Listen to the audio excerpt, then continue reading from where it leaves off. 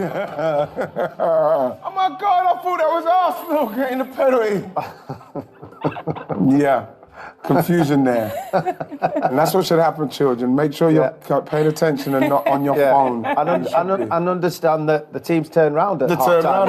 Yeah, make sure you understand that part as well, yeah. I didn't hear enough cheer. And so when I heard a cheer, all I heard was Miles Lewis-Skelly's name. So I thought, yes, we've got a penalty.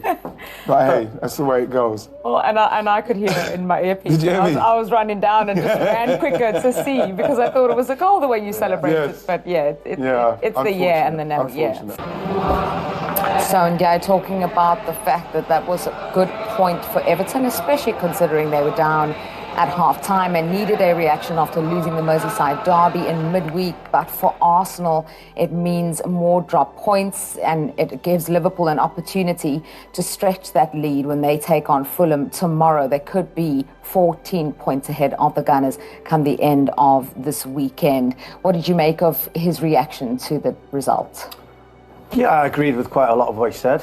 I thought it was great to have him back. I think when you see some of his moments on the ball, he is definitely what Everton have been lacking in his absence. Someone that can drop his shoulder, that can excite the crowd, that scares the opposition. So, yeah, he's gonna get better in the next few weeks as he gets fitter. But great to have him back. Great to have him taking the penalty kick. And I think it was right. We were talking. Everton were way off the pace in the first half. And if you're 1-0 down to a team like Arsenal at half time, you know getting a point out of that is going to be a good result. So, yeah, didn't play as well, could have done better, but, you know, you'll walk away happy with that point in the end. Yeah, and as he reminded us, was his first start since February. He has been out injured. Let's look at the incident that led to the penalty. It came very soon after the break. I know you two are divided here. So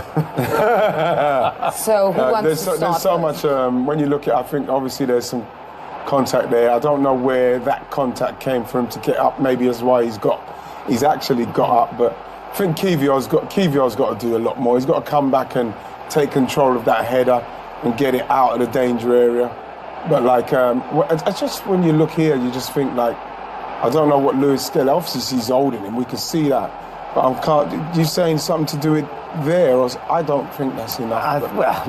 Of course, I'm going to say that as well. You know what I mean? There's a definite tussle, isn't there? And there. I'm trying to think where it is. I just think, from the referee's angle, there's enough for that to be a foul.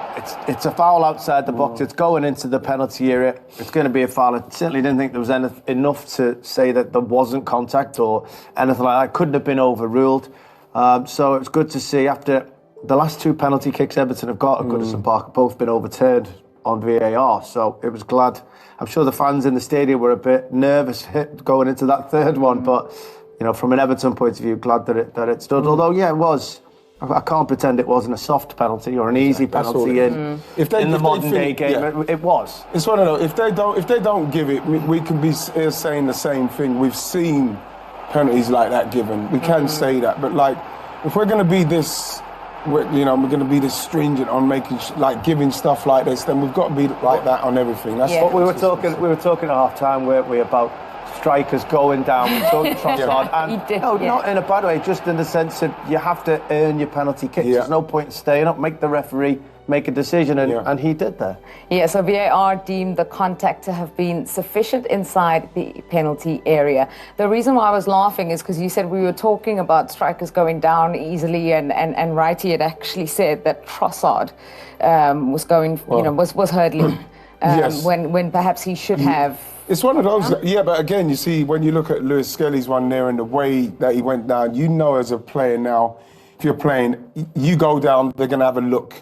And what we've seen at the standard of they could give that, and we saw that there, could give that. Just like the start of the game, that tackle on Wanyeri, you're thinking to yourself, that's a red card. Now, I don't see them saying about, the danger in that challenge. I don't see anything like that. When you look at this challenge, you're thinking to yourself, they can look at that penalty and say all that rules with the fancy words and stuff. But look at this challenge. Over the ball, endangering an opponent. And so what are they going to say about that not being a red card? It's just it's pathetic, the inconsistency. Yeah, I can see his frustration. I didn't think it was quite a red card. I thought I'm surprised it wasn't a yellow card. I will say that. I was surprised it wasn't a yellow card. Do you think he endangered him with the way he went in? It was definitely aggressive. He missed the ball. A couple of minutes into the game of your first start for 2 years, nearly enough for Patterson. Maybe the referee gave him the benefit of the doubt in that one. That doesn't help Ranieri in a situation when he's out of control. Yes, it was probably a yellow card, but yeah, it was frustration for both sets of players today. They tried, they weren't good enough to unlock the opposition. Defences were on top, and when they weren't, it was poor at the top end of the field. Neither team could find the right pass. They were sloppy at times, giving goals away. So, yeah, a level of frustration all round. So we showed you the incident, Miles Lewis-Skelly versus Harrison, that led to the penalty. Let's show you the actual spot kick now from Iliman Ndiaye.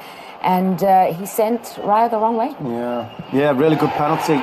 I can't pretend I wasn't a little bit nervous as he was standing over it, but he's been quite assured. You know, he's putting them in corners, sending keepers the wrong way. Goes early, Raya, doesn't he? Yeah, when you look, I saw something the other day with David Raya on the penalties, and he seems to be taking this massive leap to one side, which is almost like giving the penalty taker, if we saw it, it's giving the penalty taker so much time to say, well, he's definitely going that way.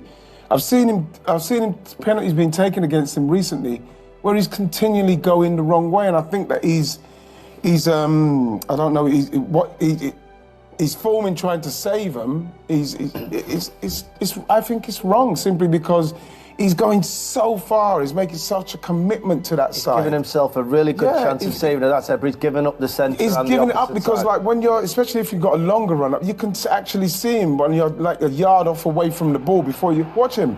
Watch. Look, he's gone. It's like, Ndiaye's like, look, he's gone. Outside the goal frame, doesn't he? He's actually not kicked the ball yet, and David Raya's taken 2 steps to his right. That's going to give you. You're going to see that when you're running up. You can see he's committed to that side, and that's the only thing I look at and worries me with the penalties being taken against us at the minute. Now we have